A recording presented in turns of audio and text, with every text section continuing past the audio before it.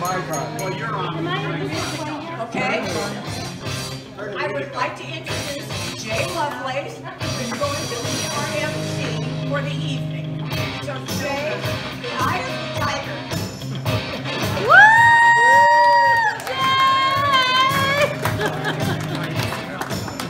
Show a lot of energy here. Get this thing, get this party going.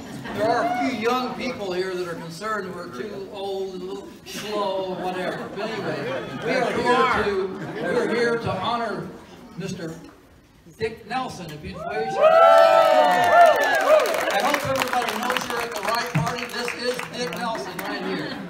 And I think he should come up there and be with you. you do? Come on up here, Dick. Yeah. So we can. All right, Richard, get up there. There may be a little bit of fake news tonight here. I'm not sure. But anyway, I want to review a little bit of history with Dick. Now, I don't want to say he's old, but he was born in 1939 in Oklahoma. And that is in the United States, right? I think so. Okay. So he kind of lived in Kansas, went to school there, lived in Connecticut, lived in New York, Arizona. So this is kind of his life. And I'm going to talk a little bit more about his history in business and in tennis, which are the two things that I know a lot about Dick. So, you know, he was a typical corporate guy working for IBM, started there in '65, I think, retired in 2002. So he had, he fails retirement if everybody's got that feel right. But he's kind of been a triple dipper. He started first with the Navy, then he went with IBM, and then with Mayo, and of course we'll talk a little bit about his next career. So he needs some help here as he transitions into this fourth career. And so anyway, I want to talk a little bit about how the world has changed, and Dick is obviously a result or a product of his environment through, you know, he grew up in the 40s and 50s. Let me talk a little bit first about tennis. And, you know, I know Dick through tennis, and of course many of you know a little bit about tennis here in this group here. So let me talk about, and many of you may remember that Dick first started playing with light tennis balls. Do you remember? How many remember light tennis balls? Oh, yeah. I didn't. Wood rackets. And so Dick, now let me ask you this. How about the springs in the racket? Do you know we used to play with lamb's gut, maybe sometimes called cat's gut. That was before synthetics. So it was really tough to keep your racket from splitting, bending, breaking, whatever, and keeping the gut fine. But anyway, but that's how Dick kind of started with those. Let me ask another thing. He started when the USTA was not the USTA. It changed its name from what? USLTA. Anybody know what the L was? Lawn. Lawn. Very good. It came out of the grass court era.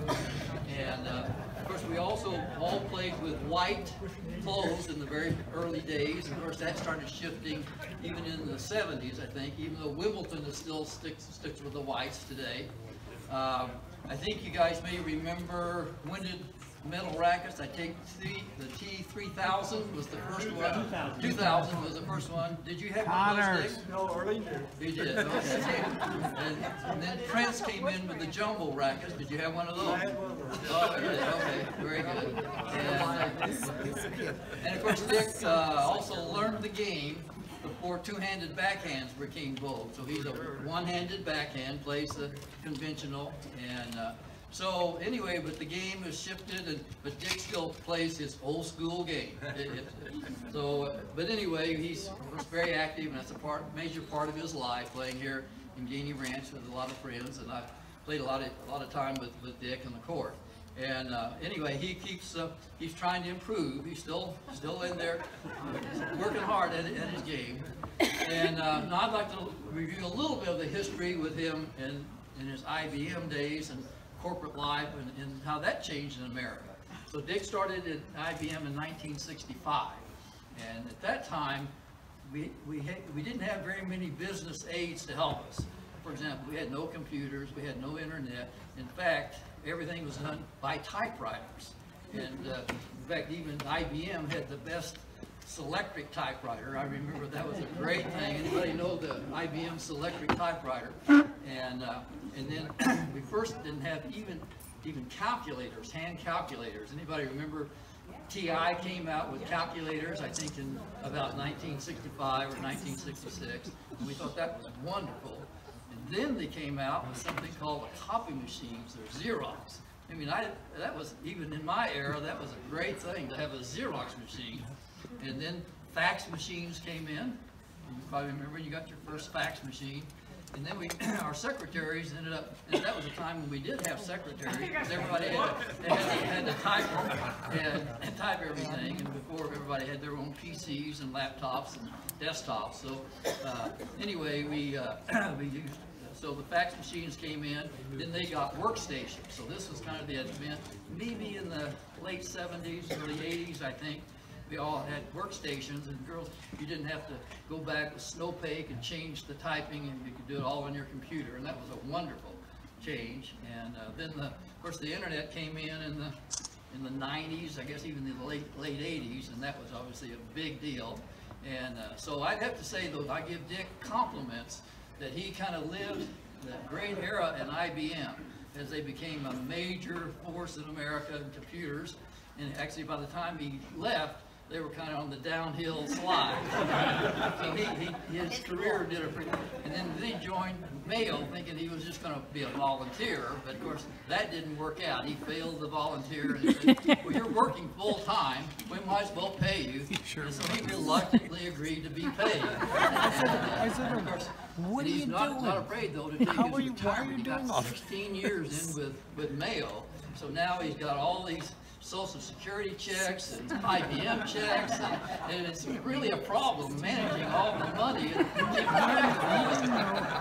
But anyway, in fact, I think that should lead to maybe his new career as a fourth career, which would be to be a career manager.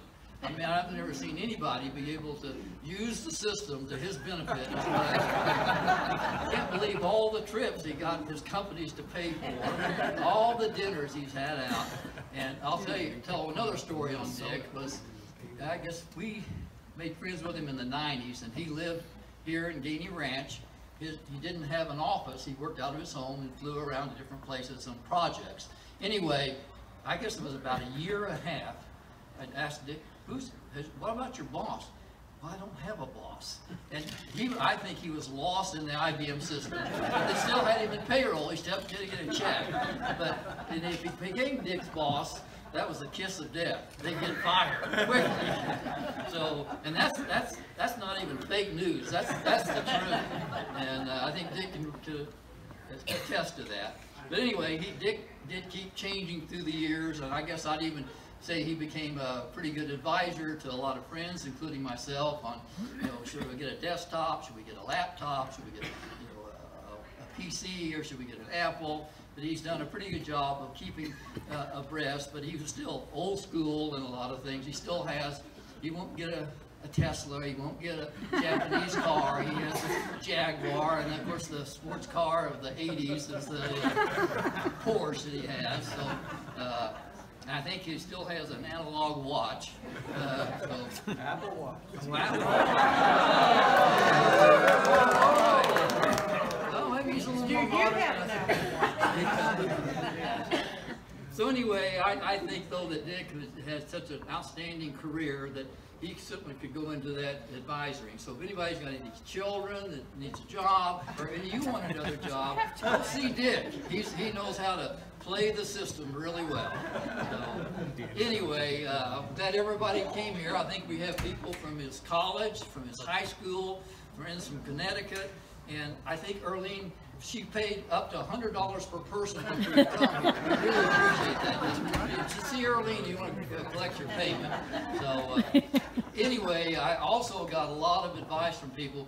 Be nice to Dick. Be nice to Dick. And so I'm not going to talk about his prison career, some of those other dark sides of his life, but I do think his kids, he's got 2 boys here, and they didn't say, they said sock it to him, sock it to him. So anyway, why don't I have them to come up one at a time, and they would share.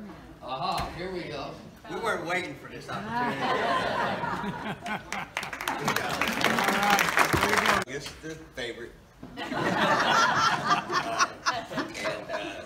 high maintenance, rebellious one. Over there. I want to start off with just a quick story that happened recently. This doesn't have to do with him, but it's a story I guarantee you'll be talking about tomorrow. I was dating a gynecologist for about 3 years, obviously because, you know, we had a lot in common. We both studied the same thing for about 20 years. Not that, because we're helping people. All right, let's bring the mind up here for a minute.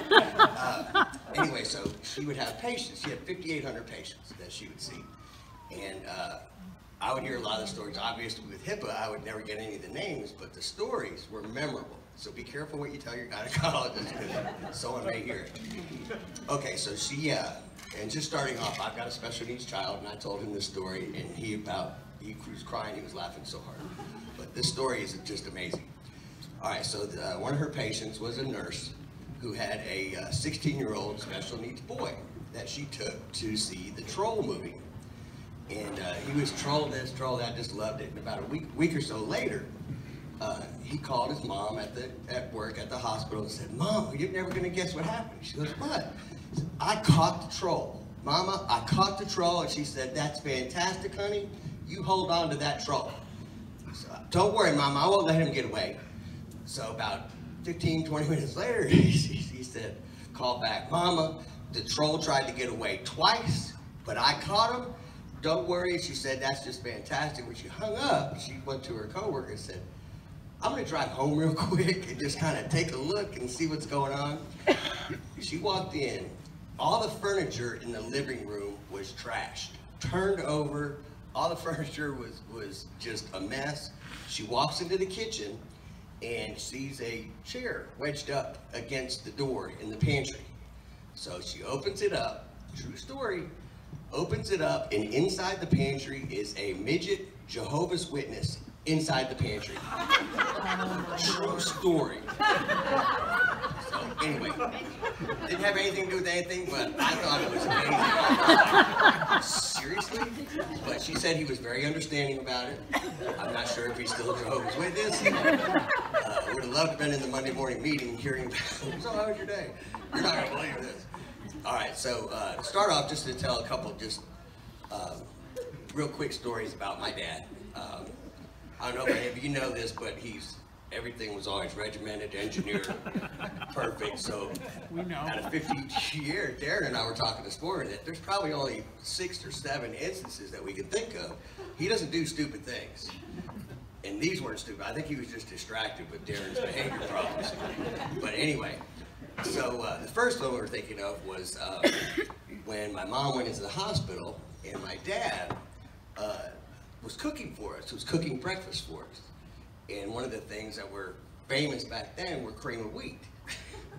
And apparently you're not supposed to cook it on the stove with milk and let it boil, turn black, smoke, and then feed it to your children. So Darren and I, he's like, "Eat it." So yes, sir. So we were bawling, "Sit there, eat the cream of wheat, run." He was just, you know, looking at us like we were Nancy's. So he finally took a bite and he said, "Put it down, boys, we're going out to breakfast." So I got him a shirt made, this cream of wheat shirt. It was kind of hard to find. It says Pastor Chef. So that's shirt number 1. And Darren does have an announcement to make after this. It's amazing for us. But anyway, so the second story I want to tell is they were obviously very brave. I don't know how old we were, 12 or something like that, but we canoed upstream in the pouring down rain for 3 days, carrying all of our food, water, supplies, and I was riding with my dad. And, you know, of course, it was just, we'd have to, during the low spots, get out, carry our canoe over our heads with our food. And a lot of it was dried food. And there was a bag of dried apricots. Anyway, my dad apparently didn't think anybody else was going to eat them, so he ate the whole bag of dried apricots. And apparently had some sort of reaction as we were canoeing. And, you as a competitive family, I wanted to stay up front. He's like, Todd, slow it down. Slow it down. I'm like, no, I want to stay. Todd, go to the bank. We went to the bank, and he was off to the races in the woods, and came back out with kind of I don't know, now it's funny, a funny expression, but lost his knife. He was in his Daisy Duke shorts, wading back out to the canoe, and so we get in the canoe, and of course we ride back to, everyone else is already back at the campsite. They're up on the hill, and so we pull back in, and we pull up, and my mom yells down, Todd, where were you guys? And I said, Dad told me not to tell. So, thankfully, now the statute of limitations has, expired. So I actually had a shirt made up for this one. This is him when we were canoeing the Oswegatchie. He's on the bottom of the right with my mom, and on the back it says, "We'll canoe for dried apricots."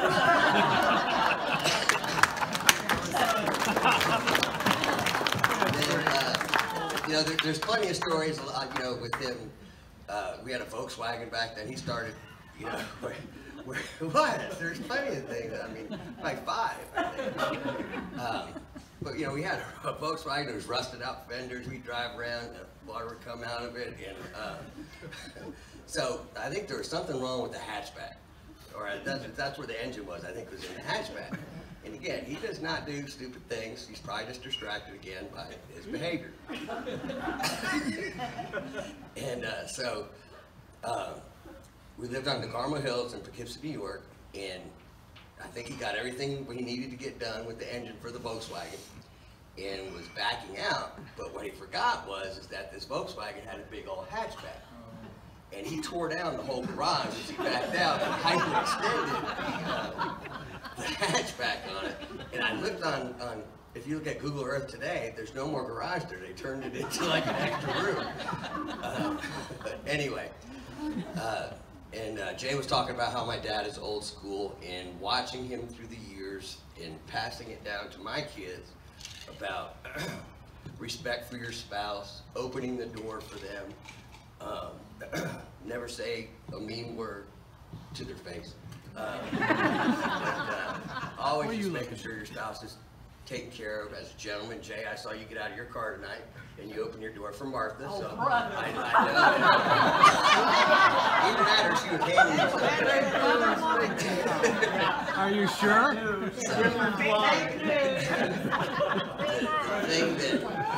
The thing about our dad is he's our Superman. He's always been there for us, always very strong.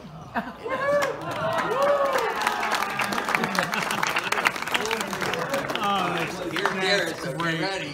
Off on behalf of my mother, my father, my brother, our grandchildren, my wife, our lovely photographer. Hopefully you all have a chance to meet her. I'm Darren Nelson. Thank you all for coming. We really appreciate you all coming and spending some time with us to recognize 3 monumental events today. One, obviously, is my father's retiring, and that we never thought we'd see that. And for those that you know him know that we didn't think that that was going to happen. He truly enjoyed work, and it's not something that he dreaded doing. He really enjoyed it. The second was the fact he's going to be turning 80, and it's unbelievable. But today, after 45 years of my parents kicking me and my brother's ass in tennis, we beat them in straight sets. Straight sets. That's not nice. It started out not so great. We were down 0-3, and I looked at my brother going, oh, jeez, here we go again. He's freaking 80. You can't beat 80 guy in tennis. What do you say? Hit it to where he's aimed? Hit it? That's what I said. Stop killing. Just hit it where they aim. You can't get to it. So we ultimately won 6-3, 6-1. It was a monolithic and we signed the ball for them so that they could put it in their trophy case.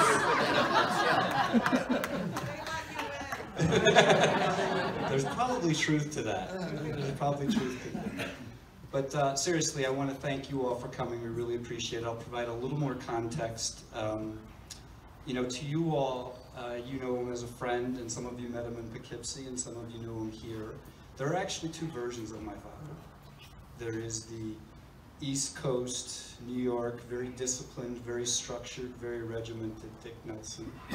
And then there's the Arizona, play as much tennis as you possibly can. Why did you torture your children when they were younger?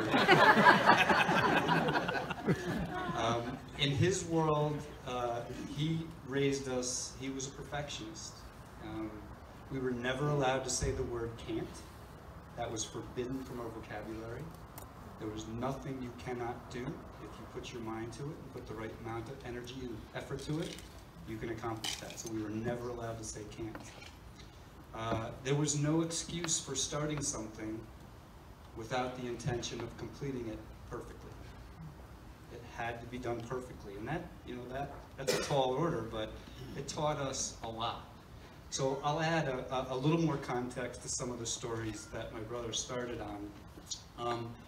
The hatchback event was we were actually going to go skiing, and so he had filled the Volkswagen with our ski stuff, and he did back out, and he did trash the garage, and he dented the roof in the Volkswagen to remind us every day that he did make a mistake. But this was such a monumental mistake, me being a young teenager thought it was appropriate to put that mistake on our calendar. So I wrote the day my father made his first mistake on the calendar. The other interesting thing about it was I thought about writing the apricot situation on the calendar, but had learned that that probably would not be a good idea because the first calendar event didn't go favorably for me. But my brother, on the other hand, so I'll give you another quick thing about my father. He didn't have a short fuse. He had no fuse. So here's the way it went down. Bad behavior, clear your throat, bad consequence. So that was my dad's tell. He'd never be a good poker player because whenever he was upset with something, he had this reaction where he'd clear his throat. And then, I don't know if that was just, you're supposed to count to 10 before you do something damaging. His was clear his throat for 2 or 3 seconds. Now, I learned that when the throat clearing started, it was time to flee the scene. My brother, on the other hand, he thought, consequence means adventure. This is cool. Let's see what's going to happen. Now, I have no recollection of my mother dropping my brother on his head as an infant, but the symptoms indicate otherwise. So he would sit and literally provoke my father. He would make fun of my father's nose, and he'd literally point at it and call him Eagle Beak. I don't know what he's talking about. And I couldn't understand why he would continue to do these things. And I'll give another story. So we very much wanted an animal. My brother and I very, very much wanted an animal. And we were so blessed and so thrilled that my parents brought us home a kitten. The cutest little kitten. This was cutest little, we were so excited. Yeah, my father, on his way to work, had put his foot in the shoe, not realizing that the kitten, on his first day with us, had used the shoe as his litter box. My brother and I came home to a kittenless home. We were told that the kitten mysteriously ran away. And to this day, he still hasn't fessed up to what happened to the kitten. But I also have the recollection of my father. My mother would pick us up from school and would then go pick up my dad and take him to the train station so he could go from his long day at work to go to school and get his master's. I mean, he was a guy that was just constantly driven, constantly working, constantly trying to improve himself and, make a better environment for us. And it's really, you all got to know him as a friend. My brother and I got to know him front row as a role model. He served as a phenomenal role model for us. And it's really, I feel blessed, as you said, we had choked up. That's great. So he gave us not only a wonderful life, he gave us the foundation to raise wonderful children. And, you know, I was a second-generation IBMer, and my son just signed. He's a third-generation IBMer. He'll be working in the IBM cybersecurity. So, you know, he's special to you all, obviously, because you came here and to share in this evening, but he's very special to us. And we love him very much. Thank you.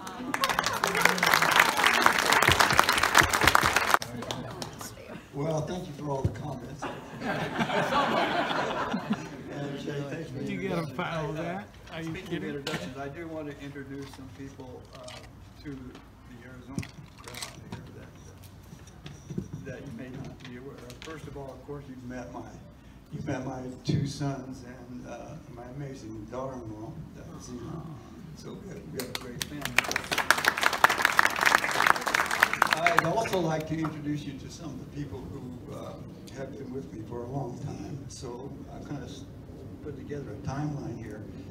If I look back to 1955 time frame, when I was in high school, we have some friends from that area. I wonder if Ron, Flore, Dick, and Shannon could stand up. I mean, these are people that I went to high school with.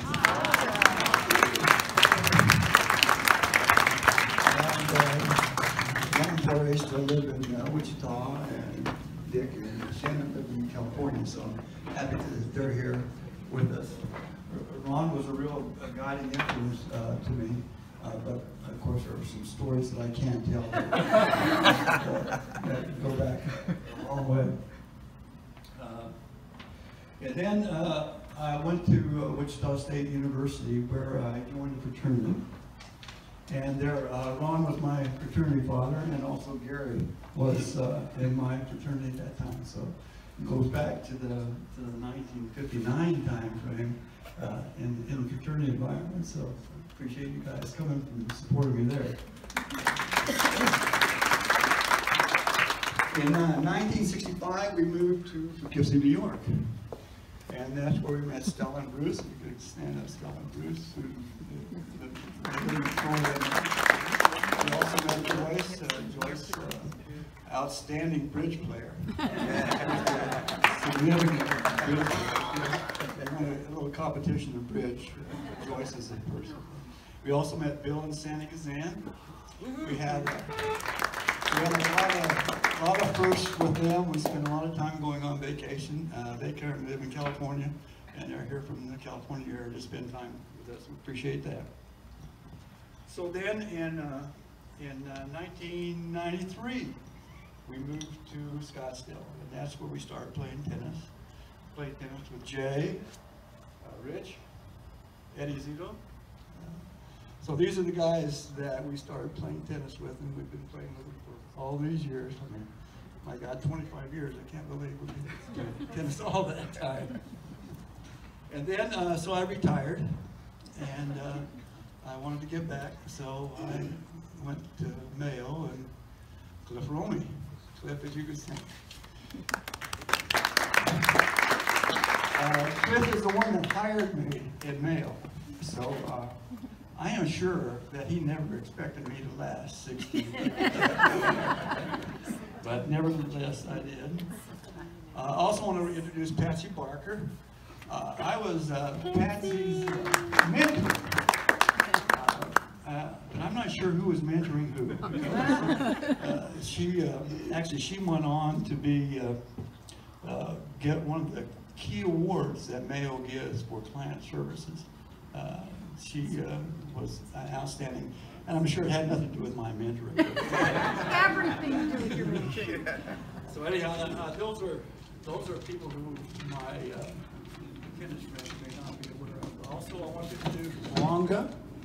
Wonga was an office maid that sat near me in my Mayo career. We had a lot of discussions, a lot of political discussions, technical discussions. And I was always on the different side of the fence from Ronga. But it looks like she may have been right after all. So those are some of Hey, the... Dick, you probably should admit to the fact that you are the oldest administrative intern that Mayo ever hired. Well, that's quite an honor. Thank you. It turns out I'm always finding out I'm the oldest of whatever. Then there's today, and I want to thank all of you for coming, spending this time with me. It's quite a humbling experience that you're all here. I also want to say goodbye to the Nashes. The Nashes are leaving us. We've been playing tennis with the Nashes for 20 years, and now they're going to go move to California and leave us behind, but it's been a pleasure. Let's have a good time. One last thing, I think, just like to offer, I think we'd all like to say good luck to Tom, as many of you know. Tom is quite ill. I want to wish him good luck. So that's it. Thank you again for coming. It's been a real pleasure working with you all, playing with you all, and being your friend. Thank you.